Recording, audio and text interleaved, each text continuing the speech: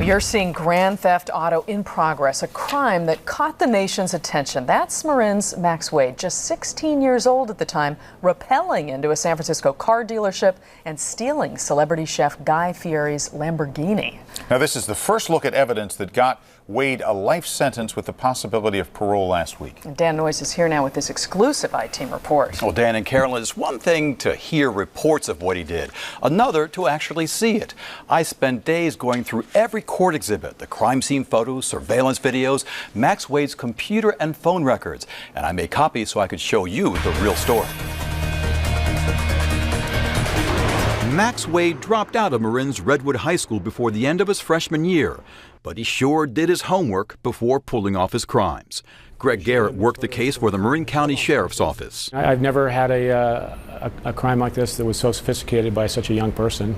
Among the hundreds of pieces of evidence I inspected, Max Wade's computer history showed his preparation for grand theft auto. Just 16 years old at the time, he Googled Lamborghinis, how to jam the auto theft prevention system LoJack, and lockpicking.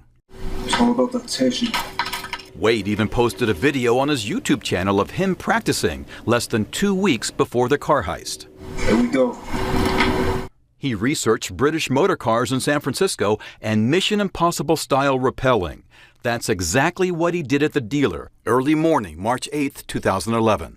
These crime scene photos show how he tied off a rope on the rooftop garage. Surveillance video obtained by the I-Team catches the rope falling to the ground. Wade scales down the side of the building and into a window.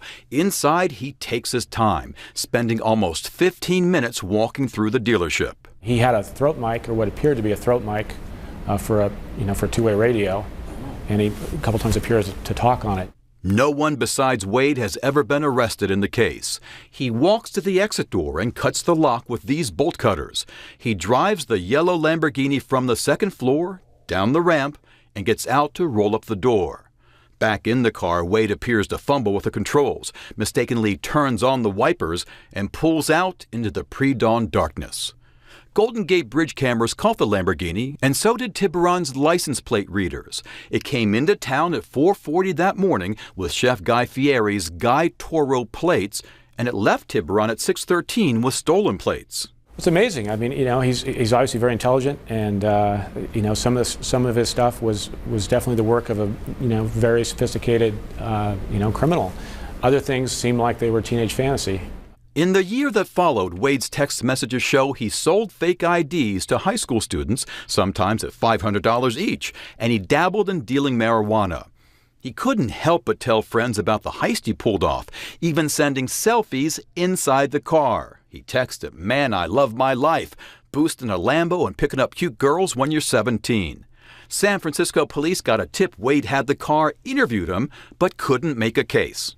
I think it was sort of the gossip around the high school that he had taken credit for the crime and had the car. I don't think San Francisco was able to contact anyone that had actually seen the car. Wade sometimes drove the car, and its owner, Guy Fieri, often got reports of sightings. We would get calls all the time, and I mean all the time. I had friends call me and say, "Listen, I just saw your car on the freeway."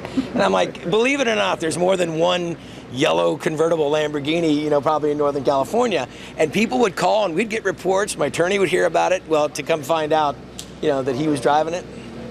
Brave kid.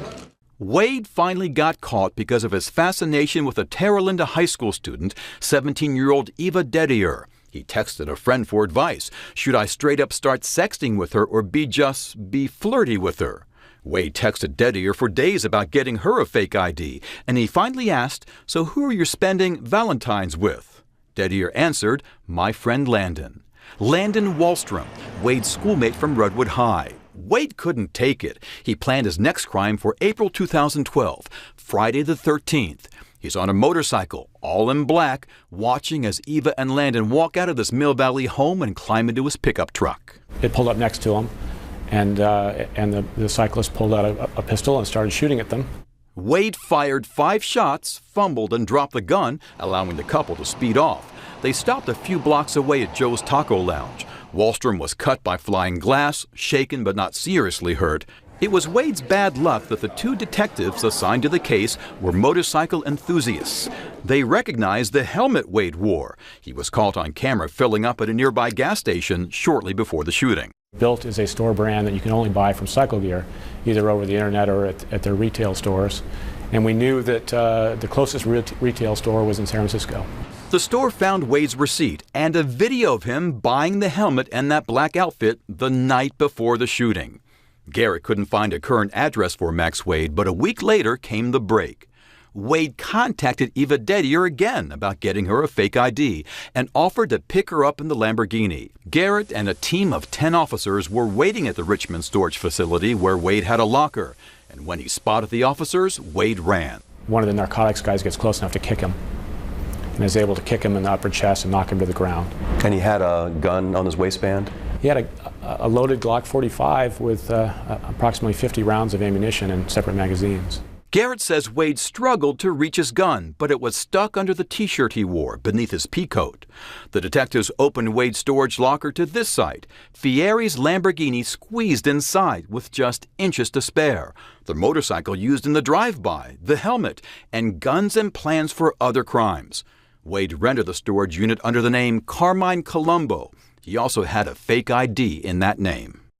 I also reported last week that Wade was planning a takeover robbery of a famous San Francisco jewelry store. Garrett has no doubt Wade would have committed more crimes had he not been arrested. I'm posting more of the evidence I found, there's so much of it, at abc7news.com, including a note from the jury to the judge. They were struggling with the attempted murder charge, not sure he actually intended to kill the couple.